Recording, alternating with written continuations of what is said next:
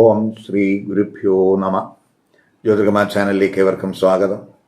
ഇന്ന് ഞാൻ ചർച്ച ചെയ്യുന്നത് 2025 നവംബർ മാസഫലം വൃശ്ചികക്കൂറുകാർക്കും വൃശ്ചിക ലഗ്നക്കാർക്കും എങ്ങനെയാകും എന്നുള്ളതിനെ പറ്റിയാണ്.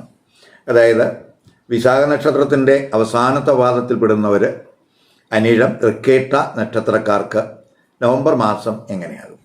ഇപ്പം നമ്മൾ ഈ നവംബർ മാസത്തെ ഫലം അറിയുന്നതിന് മുമ്പ് ആദ്യം ഈ വൃശ്ചികക്കൂറുകാർക്കും വൃശ്ചിക ലഗ്നക്കാർക്കും നവംബർ മാസത്തിലെ ഗ്രഹസ്ഥിതി എങ്ങനെയാണെന്ന് നോക്കാം. ഇപ്പോൾ വൃശ്ചികക്കൂറും വൃശ്ചിക ലഗ്നം എന്ന് പറയുമ്പോൾ ജന്മ ലഗ്ന രാശ്യാധിപൻ ചൊവ്വയാണ്. ആ ചൊവ്വ ജന്മരാശി തന്നെ നിൽക്കുന്ന സമയമാണ്.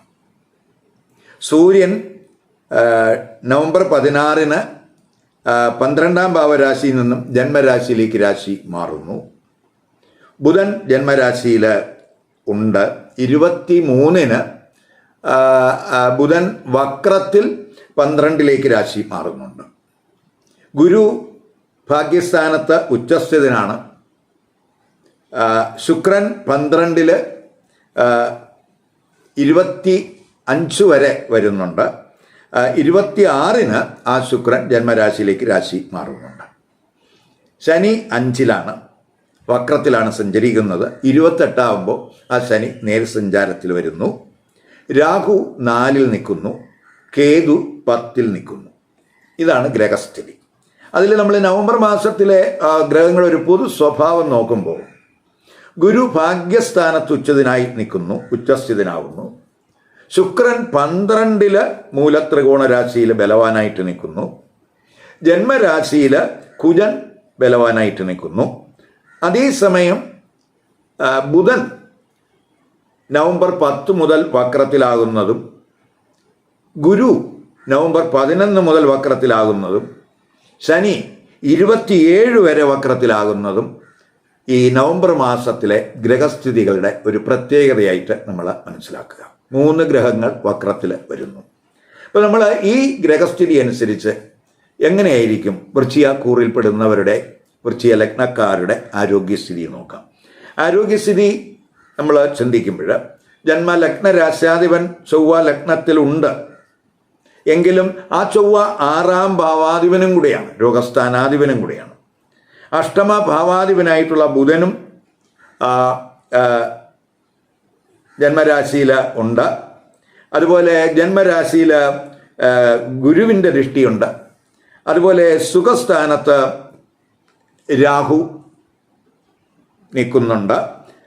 അതുപോലെ 12-ല് 12-ാം ഭാവാധിപനായിട്ടുള്ള ശുക്രനും നവംബർ 2 മുതൽ 25 വരെ സ്ഥിതി ചെയ്യുന്ന സമയമാണ്. അതുപോലെ തന്നെ ഈ സുഖസ്ഥാനാധിപനായിട്ടുള്ള ശനി വക്രത്തിൽ സഞ്ചരിക്കുന്ന സമയവും കൂടെയാണ്. അപ്പം നമ്മൾ നോക്കുമ്പോൾ ആദ്യ പകുതി ആരോഗ്യത്തിൽ നമ്മൾ ശ്രദ്ധിക്കണം. ചിലർക്ക് ഈ ബോഡി സംബന്ധമായിട്ട് എന്തെങ്കിലും കംപ്ലൈൻറ്റ്സ്, സുഖക്കുറവ്, ക്ഷീണം, വിഷൻ സംബന്ധമായിട്ടുള്ള എന്തെങ്കിലും പ്രശ്നങ്ങൾ ചിലപ്പോൾ അനുഭവപ്പെടാൻ സാധ്യതയുണ്ട്. അതുമാത്രമല്ല, ഈ 6-ാം ഭാവാധിപനായിട്ടുള്ള ചൊവ്വ ജന്മരാശിയിൽ നിൽക്കുമ്പോൾ സ്വാഭാവികമായിട്ടും ഇപ്പോൾ BP പോലെയുള്ള പ്രശ്നങ്ങൾ ഉള്ളവർക്ക്, അങ്ങനെയുള്ള ആ BP ഉള്ളവരും ശ്രദ്ധിക്കേണ്ടുന്ന സമയമാണ്. കഴിവതും നമ്മൾ പ്രകോപനപരമായിട്ട് റിയാക്ട് ചെയ്യാതിരിക്കാൻ ശ്രദ്ധിക്കണം. അപ്പോൾ അങ്ങനെയൊക്കെ ഉള്ളവർക്ക് കൂടുതൽ ഈ BP റിലേറ്റഡ് ആയിട്ടുള്ള പ്രോബ്ലങ്ങൾ വരാൻ സാധ്യതയുണ്ട്. അതുപോലെ അപകടം ഉണ്ടാകാവുന്ന റിസ്ക് ആയിട്ടുള്ള വർക്ക് ചെയ്യുന്നവരും വളരെ ശ്രദ്ധിക്കണം. 4-ലൊക്കെ രാഹു ഉണ്ട്, 4-ലൊക്കെ ചൊവ്വയുടെ ദൃഷ്ടിയുണ്ട്. അപ്പോൾ പൊതുവെ നമുക്ക് ഒരു മെൻ്റൽ ടെൻഷൻ, മാനസികമായിട്ടുള്ള ഒരു പിരിമുറുക്കം ഉണ്ടാകാവുന്ന സമയമാണ്. അവസാനത്തെ പകുതിയൊക്കെ ആകുമ്പോൾ അഷ്ടമ ഭാവാധിപനായിട്ടുള്ള ബുധൻ ജന്മരാശിയിൽ നിന്നും മാറി വക്രത്തിൽ 12-ലേക്ക് മാറുന്നുണ്ട്. അപ്പോൾ അതൊക്കെ നമുക്ക് ഭാവാധിപനായിട്ടുള്ള ബുധൻ 12-ലേക്കൊക്കെ പോകുന്നത് അത് വിപരീത രാജയോഗമാണ്. മാത്രമല്ല 12-ല് 12-ാം ഭാവാധിപനായിട്ടുള്ള ശുക്രൻ നിൽക്കുന്നു, അതും വിപരീത രാജയോഗമാണ്. അപ്പോൾ പൊതുവെ നമുക്ക് എന്തെങ്കിലും ആരോഗ്യ പ്രശ്നങ്ങൾ വന്നാലും നമുക്ക് ടൈംലി ആയിട്ടുള്ള ട്രീറ്റ്മെൻറ്റിലൂടെ അവയിലൊക്കെ ഒരു റിക്കവറി ഉണ്ടാകാൻ അത് സഹായകമാണ്. മാത്രമല്ല നമ്മുടെ ഈ ഗുരുവിൻ്റെ ദൃഷ്ടിയൊക്കെ ജന്മരാശിയിൽ ഉള്ളതുകൊണ്ട് നമ്മുടെ ആരോഗ്യ പ്രശ്നങ്ങളെല്ലാം നിയന്ത്രണ വിധേയമാകും എന്ന് തന്നെ പറയാം. ആരോഗ്യസ്ഥിതിയൊക്കെ ക്രമേണ ഇമ്പ്രൂവ് ചെയ്യാനും സാധ്യതയുണ്ട്. ഇനി നമുക്ക് തൊഴിൽ സ്ഥിതി ചിന്തിക്കുമ്പോൾ കർമ്മഭാവാധിപനായിട്ടുള്ള സൂര്യൻ, ആ സൂര്യൻ ആദ്യ പകുതി 12-ലാണ്. മാത്രമല്ല കർമ്മഭാവാധിപൻ നീചരാശിയിലുമാണ്. കർമ്മസ്ഥാനത്ത് കേതു സ്ഥിതി ചെയ്യുന്ന സമയവും കൂടെയാണ്.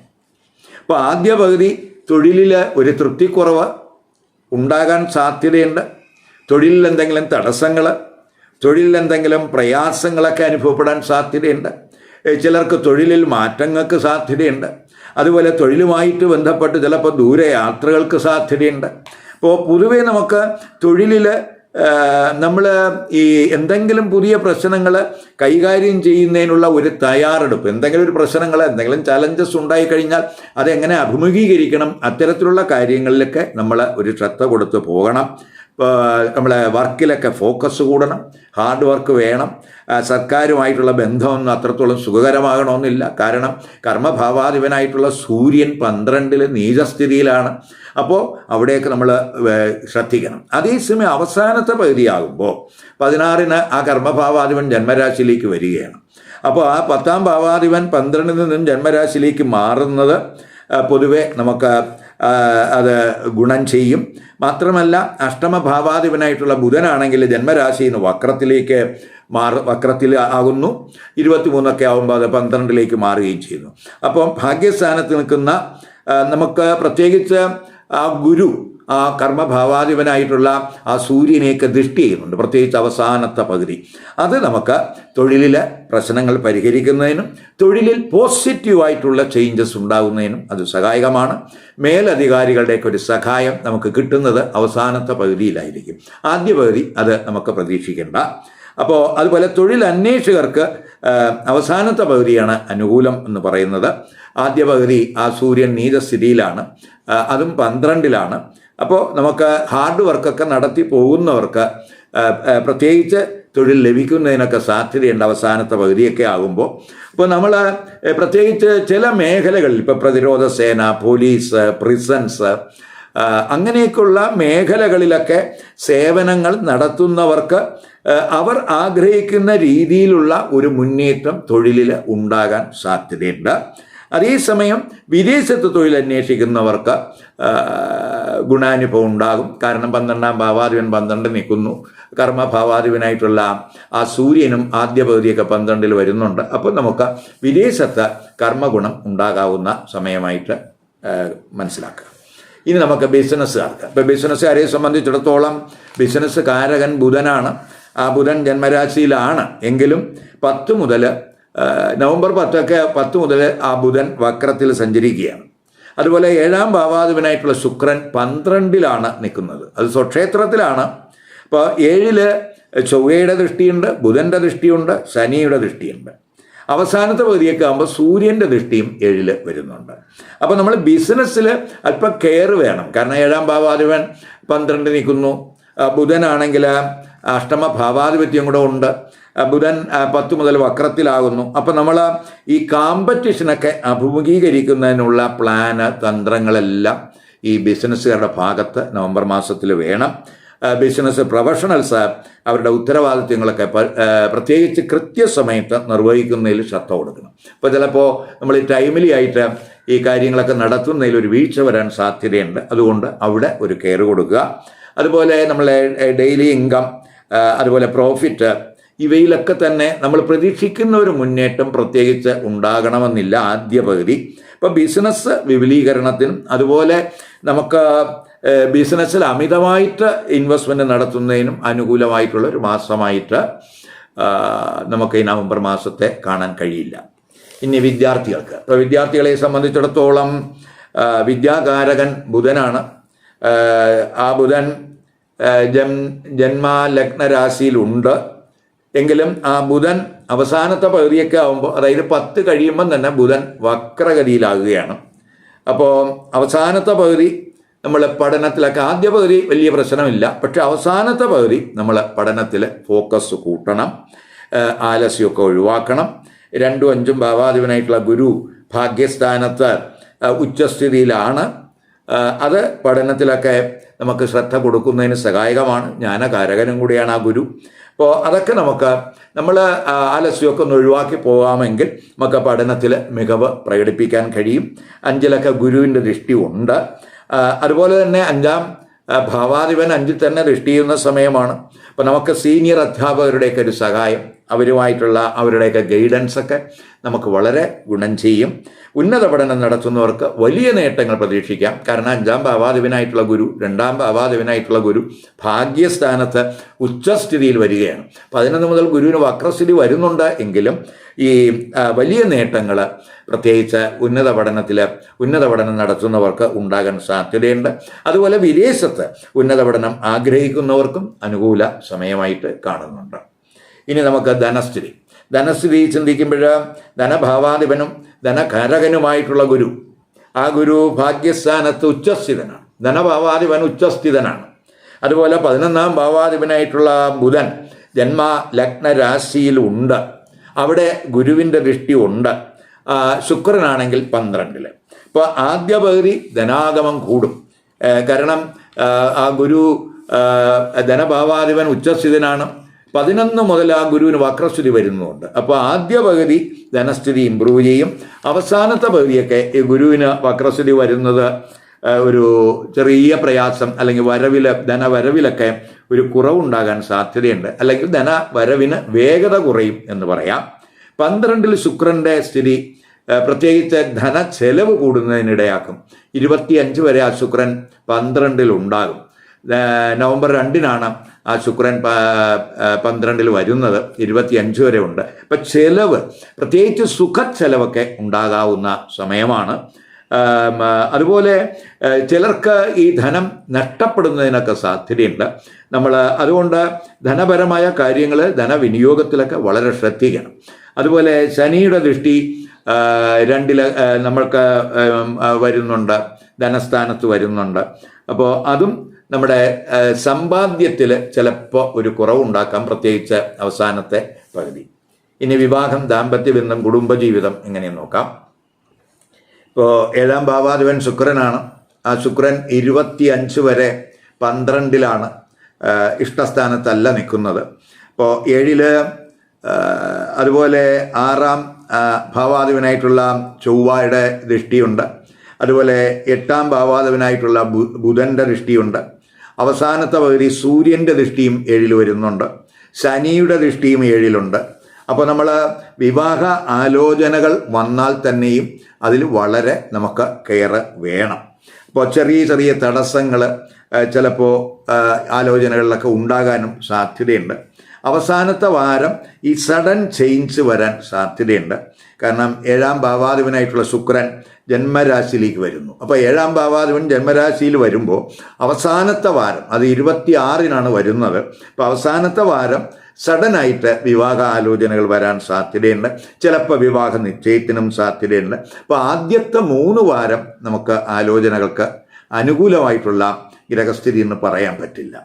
അതേസമയം നമുക്ക് ഈ പ്രണയ കമിതാക്കളെ സംബന്ധിച്ചിടത്തോളം 5-ൽ ശനി വക്രത്തിൽ സഞ്ചരിക്കുന്ന സമയമാണ്. എങ്കിലും 5-ാം ഭാവാധിപനായിട്ടുള്ള ഗുരു 5-ൽ ദൃഷ്ടി ചെയ്യുന്നുണ്ട്. അപ്പോൾ പ്രണയബന്ധം, ഇപ്പോൾ ശനി വക്രത്തിലാണ്, 5-ാം ഭാവാധിപൻ 5-ൽ ദൃഷ്ടി ചെയ്യുന്നു. അപ്പോൾ പ്രണയബന്ധം സുഗമമാകും. ഗുരു ജന്മരാശിയിലും ജന്മരാശ്യാധിപൻ രാശിയിൽ ദൃഷ്ടി ചെയ്യുന്നു. അപ്പോൾ അതിപ്പം നമുക്ക് ഗുണാനുഭവം ഉണ്ടാക്കും. അതേസമയം നമുക്ക് ഈ ദാമ്പത്യബന്ധത്തിൽ ഒരു കെയർ വേണം. പ്രത്യേകിച്ച് അഭിപ്രായ വ്യത്യാസങ്ങൾ, തർക്കങ്ങൾ, ഈഗോ പ്രശ്നങ്ങൾ, ഇവയ്ക്കൊക്കെ സാധ്യതയുണ്ട്. കാരണം ചൊവ്വയുടെ ദൃഷ്ടി 7-ൽ വരുന്നു, ശനിയുടെ ദൃഷ്ടി 7-ൽ വരുന്നു, അഷ്ടമഭാവാധിപനായിട്ടുള്ള ബുധൻ്റെ ദൃഷ്ടി 7-ൽ വരുന്നു. അവസാനത്തെ പകുതിയാകുമ്പോൾ സൂര്യൻ്റെ ദൃഷ്ടിയും 7-ൽ വരുന്നു. അപ്പോൾ ഈഗോ പ്രശ്നങ്ങൾ വരാൻ സാധ്യതയുണ്ട്. അവിടെ ഒരു കെയർ വേണം. മാത്രമല്ല ആദ്യ പകുതി ശുക്രൻ 25 വരെ ആ ശുക്രൻ 12-ലാണ് നിൽക്കുന്നത്. ആ 12 ഇരിക്കുന്ന ശുക്രൻ്റെ കൂടെ 15 വരെ സൂര്യനുമുണ്ട്. അപ്പോൾ സൂര്യനും ശുക്രനും ശത്രുഗ്രഹങ്ങളാണ്. അപ്പോൾ അത് ഈഗോ പ്രശ്നങ്ങൾ ഉണ്ടാക്കാം. അപ്പോൾ അവിടെയൊക്കെ നമ്മൾ ഒരു കെയർ വേണം. അപ്പോൾ നമുക്ക് അനാവശ്യമായിട്ടുള്ള, പ്രത്യേകിച്ച് ജന്മരാശിയിലൊക്കെ കുജൻ നിൽക്കുമ്പോൾ സ്വാഭാവികമായിട്ടും ഒരു ഡിസ്പ്യൂട്ട്, അഭിപ്രായ വ്യത്യാസങ്ങൾ, പ്രത്യേകിച്ച് ആ കുജൻ 6ാം ഭാവാധിപനും കൂടിയാണ്. അപ്പോൾ അഭിപ്രായ വ്യത്യാസങ്ങളൊക്കെ ഉണ്ടാകാൻ സാധ്യതയുണ്ട്. അപ്പോൾ അവിടെ നമ്മൾ അനാവശ്യമായിട്ടുള്ള വിവാദങ്ങൾ നമ്മൾ ഒഴിവാക്കി പോകാൻ ശ്രദ്ധിക്കണം. അവസാനത്തെ വാരം നമുക്ക് ആ പ്രശ്നങ്ങളുടെയൊക്കെ തീവ്രത കുറയും. മാത്രമല്ല ജന്മരാശിയിൽ ഗുരുവിൻ്റെ ദൃഷ്ടിയൊക്കെ ഉണ്ട് എന്നുള്ളത് കൊണ്ട് എന്തെങ്കിലും പ്രശ്നങ്ങൾ വന്നാലും അതൊക്കെ നിയന്ത്രിക്കാൻ ആ ഗുരുവിൻ്റെ ദൃഷ്ടിക്ക് കഴിയും എന്നും കൂടെ മനസ്സിലാക്കുക. കുടുംബജീവിതം ചിന്തിക്കുമ്പോൾ 2ാം ഭാവാധിപൻ ഗുരുവാണ്. ആ ഗുരു ഉച്ചസ്ഥിതനാണ് എന്നുള്ളത് ഒരു പ്രധാന ഘടകമാണ്, ഭാഗ്യസ്ഥാനത്താണ്. അതുപോലെ 2ൽ ശനിയുടെ ദൃഷ്ടി ഉണ്ട്. അതുപോലെ 4ൽ രാഹു ഉണ്ട്, 4ൽ ചൊവ്വയുടെ ദൃഷ്ടിയുണ്ട്. 4ാം ഭാവാധിപൻ 5ലാണ് വക്രത്തിൽ സഞ്ചരിക്കുകയാണ്. ഇപ്പം കുടുംബത്തിൽ ഇപ്പോൾ ആദ്യപകുതിയൊന്നും പ്രശ്നമില്ല എങ്കിൽ തന്നെയും 4ലെ രാഹു, 4ലെ ചൊവ്വയുടെ ദൃഷ്ടി, 4ാം ഭാവാധിപൻ വക്രത്തിൽ സഞ്ചരിക്കുന്ന സമയം. അപ്പോൾ ഒരു കുടുംബത്തിൽ ഒരു സന്തോഷക്കുറവ്, ഒരു ടെൻഷൻ, അല്ലെങ്കിൽ കുടുംബാംഗങ്ങൾ തമ്മിൽ അഭിപ്രായ വ്യത്യാസങ്ങൾ, പ്രത്യേകിച്ച് ജന്മരാശി നിൽക്കുന്ന ബുധൻ വക്രത്തിലൊക്കെ സഞ്ചരിക്കുന്ന സമയവും കൂടിയാണ്. അപ്പോൾ അത് ബന്ധുക്കളുമായിട്ടൊക്കെ ഒരു രമ്യത കുറവ്, ഇവയ്ക്കൊക്കെ സാധ്യതയുണ്ട്. എങ്കിലും 4ാം ഭാവാധിപനായിട്ടുള്ള ശനിയെ ആ ഗുരു ദൃഷ്ടി ചെയ്യുന്നുണ്ട്. ശനി വക്രത്തിൽ സഞ്ചരിക്കുകയാണെങ്കിലും ഗുരു ദൃഷ്ടി ചെയ്യുന്നുണ്ട്. പിന്നെ ആ 2ാം ഭാവാധിപനായിട്ടുള്ള ഗുരു 11 മുതൽ വക്രത്തിലാവുകയും കൂടെ ചെയ്യുന്നുണ്ട്. അപ്പോൾ ജന്മരാശിയിൽ ഗുരുവിൻ്റെയൊക്കെ ദൃഷ്ടി ഉള്ളതും, അതുപോലെ തന്നെ 4ാം ഭാവാധിപനെ ഗുരു ദൃഷ്ടി ചെയ്യുന്നതും ഒക്കെ നമുക്ക് ഈ കുടുംബത്തിൽ എന്തെങ്കിലുമൊക്കെ പ്രശ്നങ്ങൾ വന്നാൽ തന്നെയും അതൊക്കെ നിയന്ത്രിക്കുന്നതിന് ആ ഗുരുവിൻ്റെ സ്ഥിതി സഹായകമാകും എന്ന് തന്നെ പറയാം. നവംബർ 5, 6, 8, 9, 10, 18, 19 ഈ തീയതികൾ, ഈ ദിവസങ്ങൾ പ്രത്യേകിച്ച് ഈ വൃശ്ചികക്കൂറുകാർക്കും വൃശ്ചിക ലഗ്നക്കാർക്കും അനുകൂല ദിവസങ്ങളായിട്ട് കാണുന്നില്ല. അതുകൊണ്ട് ഈ ദിവസങ്ങളിൽ നമ്മൾ എന്തെങ്കിലും ശുഭകർമ്മങ്ങളോ മംഗളകർമ്മങ്ങളോ കഴിവതും ഒഴിവാക്കാൻ ശ്രദ്ധിക്കുക. അതുപോലെ നമ്മൾ എന്തെങ്കിലും പുതിയ സംരംഭങ്ങൾ തുടങ്ങാൻ ആഗ്രഹിക്കുന്നുവെങ്കിൽ അത്തരം ആരംഭിക്കുന്നതൊക്കെ തന്നെ ഈ ദിവസങ്ങളിൽ ആകാതിരിക്കാൻ ശ്രദ്ധിക്കുക. അതുപോലെ നമ്മൾ ഈ പ്രധാനപ്പെട്ട തീരുമാനങ്ങൾ ഈ ദിവസങ്ങളിൽ എടുക്കാതിരിക്കാനും ശ്രദ്ധിക്കുക. നമ്മൾ ഇവിടെ പറഞ്ഞതെല്ലാം ഈ വൃശ്ചികക്കൂറുകാരുടെയും വൃശ്ചിക ലഗ്നക്കാരുടെയും ഒരു പൊതുഫലമാണ്. ഇതൊരു പൊതുഫലമായിട്ട് വേണം നമ്മൾ കാണേണ്ടത്. പക്ഷേ നമുക്ക് എപ്പോഴും പ്രധാനമെന്ന് നമുക്കിപ്പോൾ നടക്കുന്ന ദശ, ഇപ്പം നടക്കുന്ന അപകാരം, ഇപ്പം നടക്കുന്ന ഛിദ്രം, അത് വളരെ പ്രധാനമാണ്. അപ്പോൾ ജാതകത്തിൽ ഇഷ്ടസ്ഥാനം നിൽക്കുന്ന ഗ്രഹങ്ങളുടെ ദശയോ അപകാരമോ ഛിദ്രമോ ആണ് നടക്കുന്നതെങ്കിൽ തീർച്ചയായിട്ടും നമുക്ക് ഈ പറഞ്ഞ ഫലത്തെക്കാളും കുറച്ചുകൂടെ ഗുണാനുഭവം കൂടും. മറിച്ചാണ് വരുന്നതെങ്കിൽ, അനിഷ്ടസ്ഥാനത്ത് നിൽക്കുന്ന ഗ്രഹങ്ങളുടേതാണെങ്കിൽ സ്വാഭാവികമായിട്ടും ഗുണാനുഭവം കുറയാനും സാധ്യതയുണ്ട്. ഇതൊക്കെ നമ്മൾ ഒരു ജാതക നിരീക്ഷണത്തിലൂടെ മാത്രമേ നമുക്ക് പറയാൻ പറ്റുള്ളൂ. കാരണം എവിടെയൊക്കെയാണ് ഗ്രഹങ്ങൾ നിൽക്കുന്നത്, എന്ത് ഭാവാധിപത്യം എവിടെ നിൽക്കുന്നു, ഏത് ഗ്രഹങ്ങളുമായിട്ട് യോഗമുണ്ട്, ഇപ്പോൾ ഏത് അപകാരമാണ് നടക്കുന്നത്, ഏത് ഗ്രഹത്തിൻ്റെ ഛിദ്രമാണ് നടക്കുന്നത്, ഇതൊക്കെ നമുക്ക് വിലയിരുത്തിയേ പൊതുവായിട്ട് നമുക്ക് ഒരു വളരെ വിശദമായിട്ട് അത് അപഗ്രഥിക്കാൻ കഴിയുള്ളൂ. അതേസമയം നമ്മൾ മനസ്സിലാക്കേണ്ട മറ്റൊരു കേസ്, ഇപ്പം ഞാനിവിടെ വൃശ്ചികക്കൂറുകാർക്കും വൃശ്ചിക ലഗ്നക്കാർക്കും ഉള്ള ഫലമാണ് പറഞ്ഞത്. ഇപ്പം വൃശ്ചിക ലഗ്നത്തിൽ വൃശ്ചികക്കൂറിൽ പെടുന്നവർ എല്ലാവരും വൃശ്ചിക ലഗ്നക്കാരല്ല, ചിലർ വൃശ്ചിക ലഗ്നക്കാരായിരിക്കാം. കാരണം ഓരോരുത്തരും ജനിക്കുന്ന സമയ വ്യത്യാസത്തിനനുസരിച്ച് ഈ ലഗ്നത്തിൽ മാറ്റം വരും. ഇപ്പോൾ ഒരേ നക്ഷത്രത്തിൽ തന്നെ 10 സമയത്താണ് 10 പേര് ജനിച്ചതെങ്കിൽ 10 പേരുടെ ലഗ്നത്തിൽ വ്യത്യാസം വരും, അവരുടെ അനുഭവത്തിൽ വ്യത്യാസം വരും, അവരുടെ ആക്ടിവിറ്റിയിൽ വ്യത്യാസം വരും. അപ്പം സ്വാഭാവികമായിട്ടും ഈ കൂറും ലഗ്നവും ഒന്നായിട്ട് വന്നിട്ടുള്ളൂ. ഇപ്പോൾ വൃശ്ചികക്കൂറ് വൃശ്ചിക ലഗ്നം അങ്ങനെ വന്നിട്ടുള്ളവർക്ക് ഈ ഫലം ഏകദേശം പൊതുവായിട്ട് ഈ ഫലത്തിൽ വലിയ വ്യത്യാസമൊന്നും വരില്ല. മറിച്ച് ലഗ്നം വ്യത്യാസം വരുന്ന വൃശ്ചികക്കൂറുകാരെ സംബന്ധിച്ചിടത്തോളം അവർക്ക് ഫലവ്യത്യാസം വരാൻ സാധ്യതയുണ്ട്. അതുകൊണ്ട് ഈ കൂറിൻ്റെ ഫലം അവർ കേൾക്കുന്നതോടൊപ്പം അവരുടെ ലഗ്നം എവിടെയാണ്, ലഗ്നരാശി ഏതാണ്, ആ ലഗ്നരാശിയുമായിട്ട് ബന്ധപ്പെട്ട് പറയുന്ന ഫലവും കൂടെ ഇതിനോടൊപ്പം ചേർത്ത് കേൾക്കണം. കാരണം ചില കൂറിൻ്റെ ഫലം ചിലപ്പോൾ ചില ദോഷാനുഭവങ്ങൾ തരുമായിരിക്കും. പക്ഷേ ഇഷ്ടസ്ഥാനത്ത് ലഗ്നം വരുമ്പോൾ ആ ദോഷാനുഭവങ്ങൾ മാറും. അതുകൊണ്ടാണ് നമ്മൾ ഈ കൂറിൻ്റെ ഫലത്തോടൊപ്പം ലഗ്നരാശി ഏതെന്നറിഞ്ഞ് ആ ലഗ്നരാശിയുടെ ഫലവും കൂടെ കമ്പൈൻ ചെയ്ത് കേൾക്കാൻ പറയുന്നത്.